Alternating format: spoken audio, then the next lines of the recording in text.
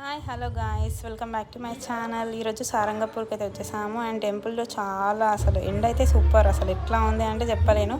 ఇంకా టెంపుల్ అయితే దర్శనం చేసుకోవాలనుకున్నాం కానీ అప్పటికి టెంపుల్ క్లోజ్ అయిపోయింది. ఇంకేం చేస్తాం, ఇక టెంపుల్ వ్యూ అయితే చూడండి ఒకసారి. ఇంకా ఎండలు అయితే ఫుల్ ఉన్నాయి, అందరికీ చెప్తున్నాను. ఇంకా లెమన్ వాటర్ అట్లాంటివి ప్రిఫర్ చేయమని అయితే నేను చెప్తాను. కూల్ డ్రింక్స్ అట్లాంటివి అవాయిడ్ చేసేయండి టోటల్గా. ఇంకా టెంపుల్ చాలా ప్రశాంతంగా ఉంది, పబ్లిక్ కూడా లేరు అని చెప్పేసి నార్మల్ డేస్లోనే వచ్చేసాము.